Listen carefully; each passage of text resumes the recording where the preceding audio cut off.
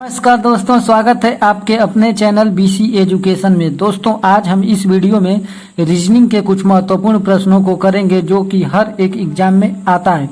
तो चलिए शुरू करते हैं आज का वीडियो।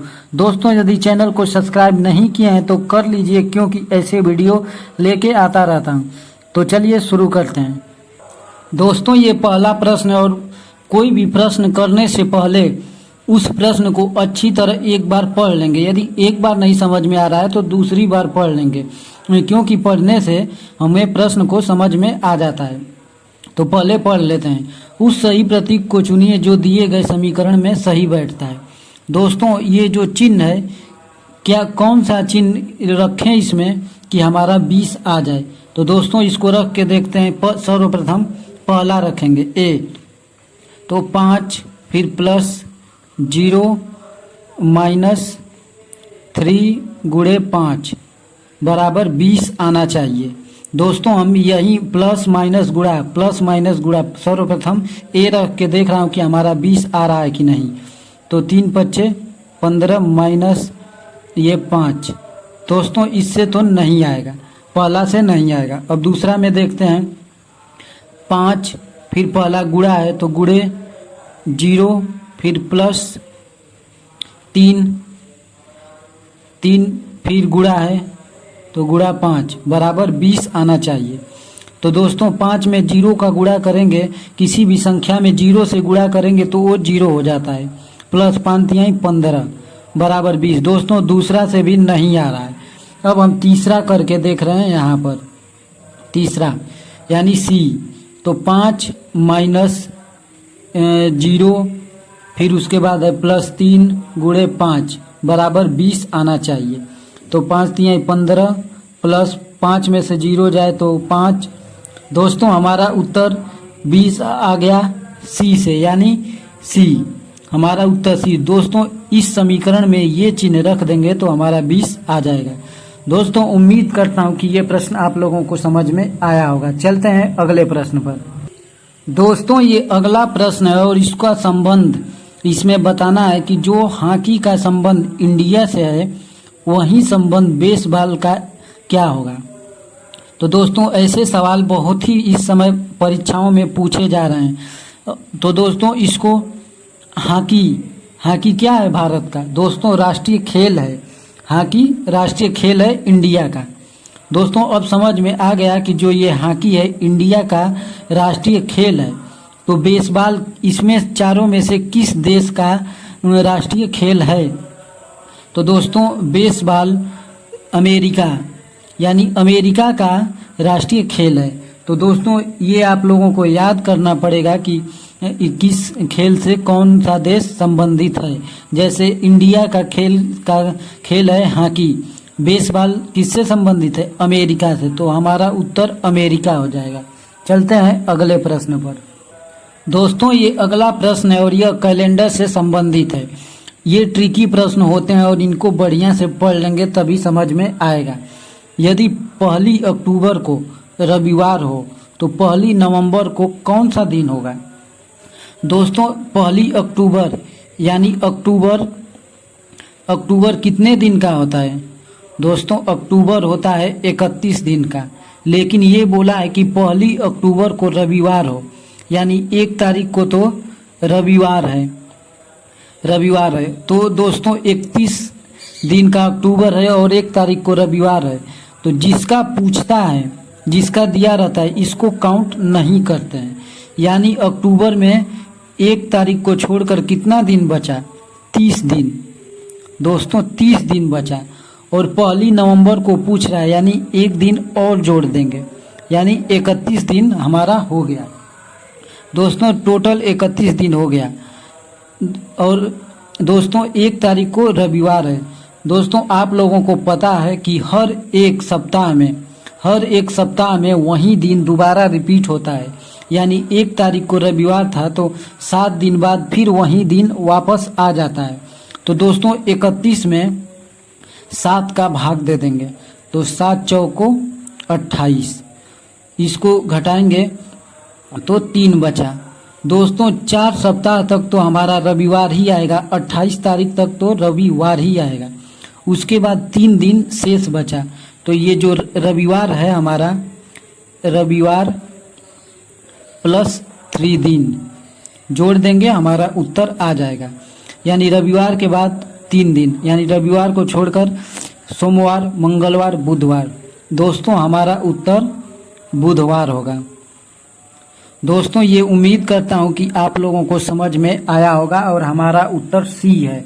दोस्तों इसमें पूछ रहा है कि 1 अक्टूबर को रविवार हो, तो यानी 1 अक्टूबर को रविवार है और अक्टूबर का महीना 31 दिन का होता है, तो 1 को निकाल देंगे तो हमारा दिन कितना बचा, 30। और 1 नवंबर को कौन सा, तो 1 और जोड़ देंगे, 1 दिन और जोड़ेंगे नवंबर का, तो 31 दिन हो गया। तो दोस्तों 1 तारीख को रविवार था, तो हर 7 दिन बाद वही दिन वापस आ जाता है, तो 7 का भाग 31 दिन में दे देंगे, तो जितना रिमाइंडर बचेगा यानी शेषफल बचेगा उसको रविवार में जोड़ देंगे, हमारा उत्तर आ जाएगा। चलते हैं अगले प्रश्न पर। दोस्तों ये अगला प्रश्न और यह घड़ी से संबंधित है। लिखा हुआ है प्रश्न में कि दर्पण में देखने पर एक घड़ी 4:40 समय दर्शाती है, तो सही समय क्या होगा। दोस्तों यदि दर्पण का देकर और घड़ी का पूछे या फिर घड़ी का देकर दर्पण का पूछे, तो हम 11:60 यानी 11:60 में घटा देंगे। जो समय दे रखा है उसको 11:60 में घटा देंगे, तो 4:40 घटा देंगे इसमें, तो कितना बचेगा, ये 0, 6 में से 4 जाए 2 और 11 में से 4 जाए तो 6 1 7। दोस्तों 7:20 हमारा उत्तर होगा, यानी सही समय दर्पण में देखने पर सही समय ये दिखाएगा, यानी 7C हमारा आंसर हो जाएगा। दोस्तों चलते हैं अगले प्रश्न पर। दोस्तों अगला प्रश्न है विषम चुनने के लिए कि इन चारों में से विषम आप लोगों को कौन दिख रहा है, कौन सा उत्तर विषम है। तो दोस्तों जल, दूध, रस, आलू। दोस्तों कुछ प्रश्न को देख कर समझ में आ रहा है, जल भी तरल है, दूध भी तरल है और रस भी तरल है, लेकिन आलू ठोस है, यानी ये हमारा विषम हो गया। चलते हैं अगले प्रश्न पर। दोस्तों ये अगला प्रश्न है और यह दिशा और दूरी से संबंधित है। दोस्तों इसको भी बहुत अच्छे ढंग से देखेंगे। दोस्तों सर्वप्रथम प्रश्न को पढ़ लेते हैं। एक व्यक्ति उत्तर पश्चिम दिशा की ओर अग्रसर है, वह घड़ी की दिशा में 90 अंश मुड़ता है, पुनः घड़ी की विपरीत दिशा में 135 अंश मुड़ जाता है।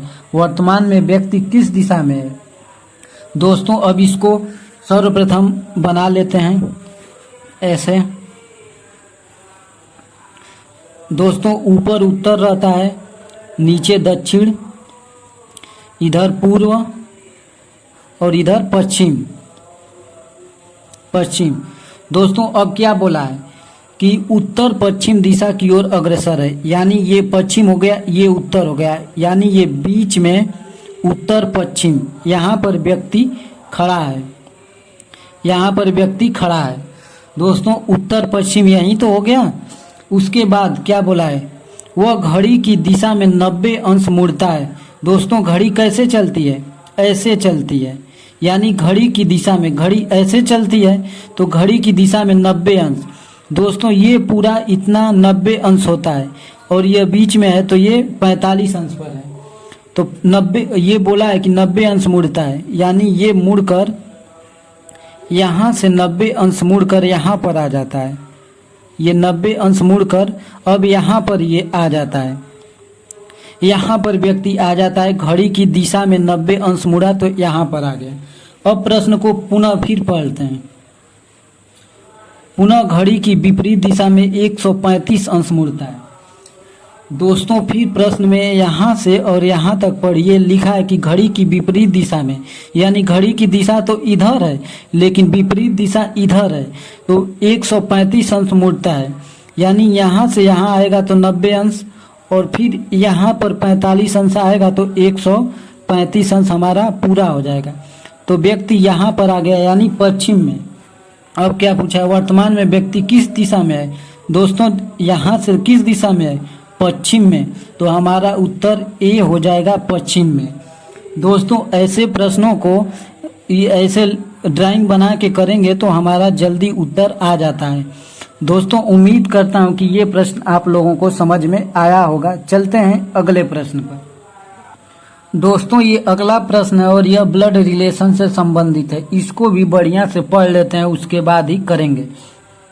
दोस्तों लिखा है कि एक व्यक्ति जिसका कोई भाई बहन नहीं है, एक फोटो की तरफ संकेत करके कहता है, यह लड़का मेरे पिता का पुत्र है।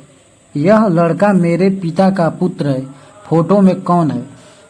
दोस्तों जो व्यक्ति कह रहा है उसका कोई भाई बहन नहीं है, तो एक फोटो की तरफ संकेत करके कहता है। दोस्तों मान लीजिए यहाँ पर फोटो है और ये लड़का है।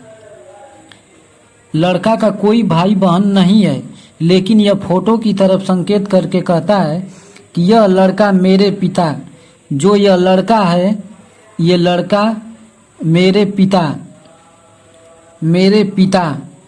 यह लड़का मेरे पिता का पुत्र है। पिता का पुत्र यही लड़का ही हुआ। दोस्तों तो फोटो वाला लड़का कौन हुआ? ये लड़का स्वयं हुआ। दोस्तों इसमें बोला है कि जो व्यक्ति ये कह रहा है इसका कोई भाई बहन नहीं है, लेकिन यह फोटो यानी अपनी ही फोटो दिखाकर यह कह रहा है कि यह लड़का मेरे पिता का, यानी ये जो फोटो वाला है मेरे पिता का पुत्र है, यानी यह स्वयं लड़का ही हुआ।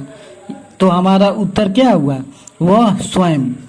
इसका उत्तर वह स्वयं ही हुआ। लड़का कोई और नहीं फोटो दिखा रहा है, अपना ही फोटो दिखाकर पूछ रहा है कि वह कौन है।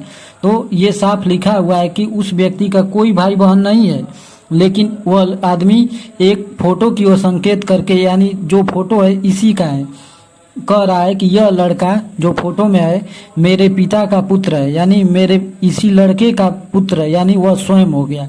तो हमारा उत्तर आ गया। दोस्तों उम्मीद करता हूँ कि ये वीडियो आप लोगों को पसंद आएगा। यदि पसंद आएगा तो चैनल को सब्सक्राइब करिएगा और हमें सपोर्ट करिएगा।